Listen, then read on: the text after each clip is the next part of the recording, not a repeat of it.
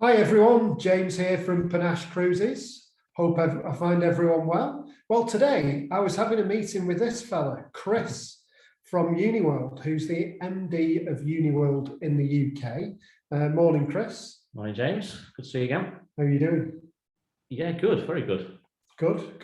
Well, like I say, we were just having a quick meeting, and I thought, what a great opportunity to get in front of the camera in person. This is the first in-person Meet the MD session we've done, and we can just have a little conversation about how it's going at Uniworld and what the future holds for us all in terms of cruising. So cruising's changed so much, Chris, over the last couple of decades, really, and there's been loads of innovations, loads of new ships, loads of new cruise lines, of course.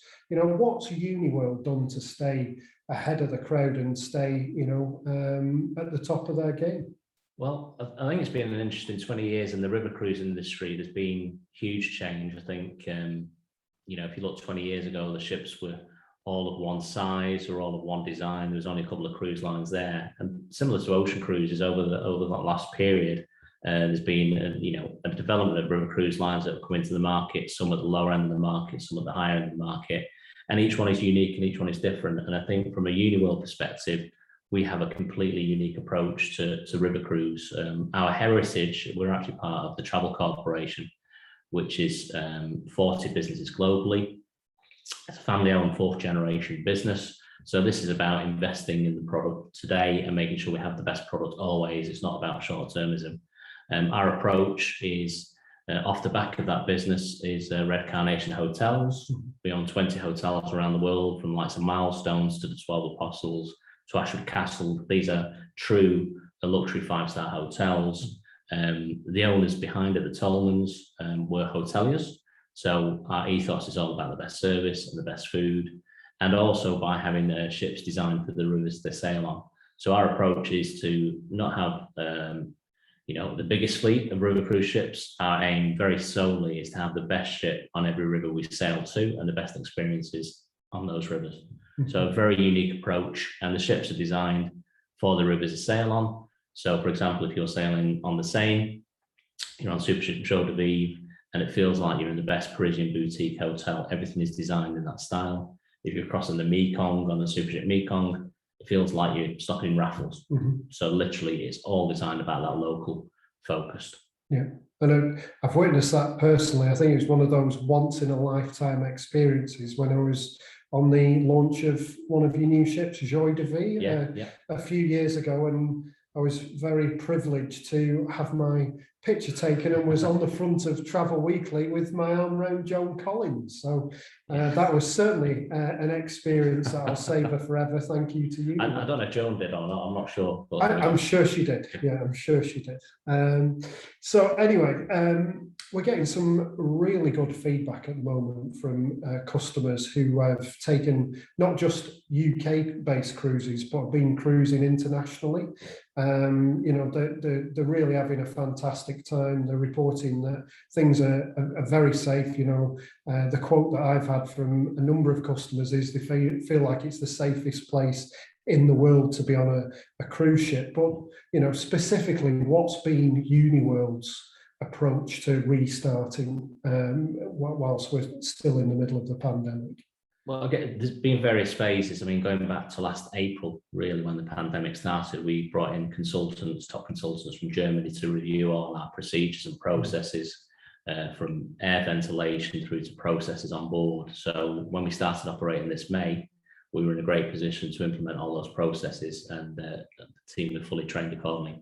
So now when you actually get on board, it's actually pretty much normality, which sounds crazy, but literally we adhere to local government guidelines, but we work with CLEAR, the Association of Cruise Lines globally, to make sure we have all the right procedures and we go above and beyond. So you'll get on board, there'll be temperature checks which are done with using the latest technology. It's not intrusive. All our guests are double vaccinated to get on board. And from there is literally you will wear a mask in the public areas, so from your corridor down to the bar and restaurant. And then as soon as you're in the bar, restaurant, top deck, any places you sat down, mask off, and you're into the best dining, cocktails on the top deck, and actually more of normality than you would expect. So yeah, we've been operating since May. We've got 10 ships in operation in Europe, and they're all running at lower capacity than normal, so we are creating more space. Space being the key point, I think. If you look at our ships, you know, each cruise line has got similar size ships, but it's what you put on those ships. So if you look at the market leader, they'll have about 190 guests on board. On the same size ship with Uniworld, we'd have an average of about 120 guests, and we'd have multiple venues. So, for example, dining on our super ships will be 3 or 4 restaurants. So therefore, you're not putting 120 people in the main dining area. They're all sort of moving around the various dining venues.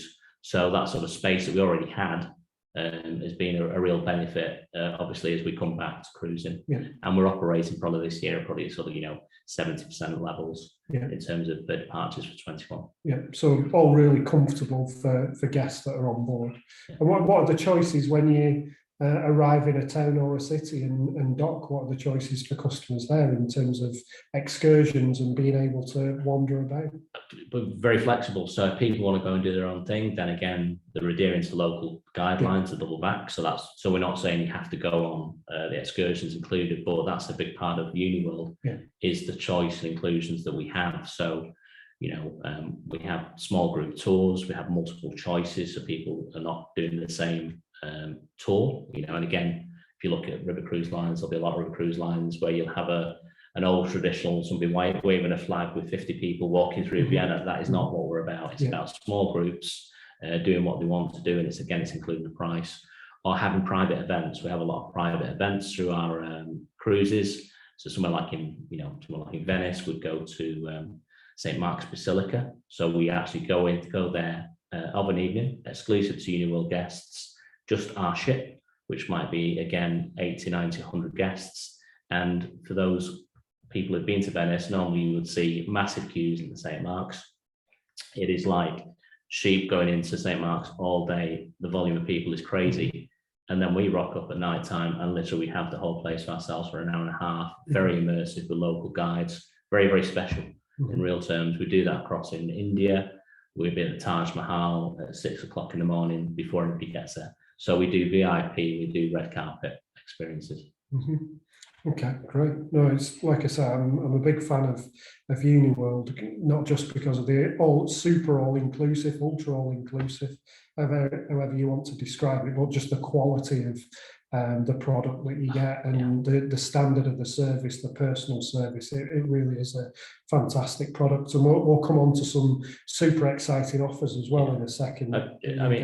Just on service, again, we have a unique approach. All our team are actually employed by us globally on board our ships. That's from the captains and the nautical team through to all the team on board, and that's quite unique in river cruise. Sounds crazy, but actually the majority of cruise lines is contracted in staff. These are our own staff that work for us for many, many years. The first thing I did when I joined Uniworld, I actually went across 4 or 5 ships in Europe, and the key thing I picked up speaking to the team was just how engaged they are with our guests. It's just a different level of service, and they've been on board with us for 10, 12, 14 years. So actually these are dedicated teams, and again, in terms of our service and ethos, it's just about that understated delivery and anticipating what guests like. So you could be at the bar, first night they'll get to know your name, following night you come back, you'll be having a chat, and then they'll be really engaged and they will help you so much throughout the itinerary. It's unbelievable. Fantastic. No, it's a great experience, there's no doubt about it. And then coming on to new experiences, I believe you've got 4 new ships. Have they all been delivered, Chris, or are they on the way? It's been a funny year. So Super Ship La Venetia literally launched a few weeks ago in northern Italy in Venice. So we designed that ship with Fortuna, the fabric makers in Venice. So again, all that sort of old Venetian style really bubbling away on that ship. Some Orient Express features as well. Accordingly, that sort of launched earlier this year. South Gabrielle, Super Ship South Gabrielle has launched recently on the Douro. And again, Douro pre-pandemic was the hottest ticket on river cruise. That ship has literally just launched. I'm hoping to go on it actually in the next few weeks. So looking forward to that. And then we have we had launched the Super Ship Mekong. across in Vietnam and Cambodia. And then literally in about 2 weeks, we're launching the Supership Sphinx in Egypt. So we've just got that all happening. So we'll have some new images and video there once we're on board in 2 weeks' time. Right. Okay. Well, I think you might be answering my next question already, which, you know, there is still understandably a lot of anxiety out there in terms of traveling and booking your holiday and when is it safe to go abroad and do I feel safe? You know, people are at different ends of the spectrum. But in your opinion, why should somebody book a cruise now? Why is now the right time to book? Well, certainly for next year, for 2022, there is huge pent-up demand, and we've seen that happen. People wanting to really come back, people looking at next year as, yeah, I'll travel next year, and just be more confident to travel next year. So we are pretty much in a position that we'll be selling out early into next year for 2022. So much so that we're actually launching 2023 now. So it is literally. And what we're finding is people are coming back, and there seems to be a sort of a different view. And actually, I'll just do that trip. I'll get it booked in and make sure we've got it locked in accordingly. You know, we're seeing people upgrade cabins and also do longer cruises. So, you know, our sort of normal 7-night French cruises are absolutely key. But now we're finding people are doing back-to-back French cruises. There's an increase in appetite. We've actually got really, at the moment, we have a lot of people who are on board at present. They're actually on board and they're actually rebooking on board, changing flights and going on to the next cruise. So they're crossing Europe, and that's actually happening at the moment. So we're just seeing some real new trends that we've never really seen before. And then we're seeing really, I guess, there's 3 pools of guests. One, people, that's the first people that actually 22 is the first time I'm going to travel. Another pool of people that I just want to travel now and get on with it. And another pool of people that are just a little bit of anxiety now. I travelled the other week, travelled from Manchester. It was very easy at the airport and straight through. Mask on the plane, that was it. Get off at the other end. You're on your holiday, and at the end of the holiday, an antigen test. It's a little bit.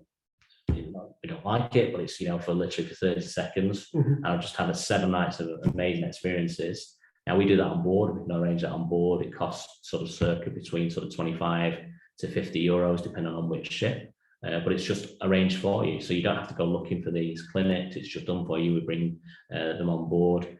And then I flew back in. I had a negative PCR that we'd arranged ourselves for about £40. So £60 and a bit of inconvenience for an amazing 8-day experience. Exactly. You know, it was well worth every step of the way. And it was, again, normal, really, apart from wearing masks on planes. And I think that's what I've found with traveling internationally.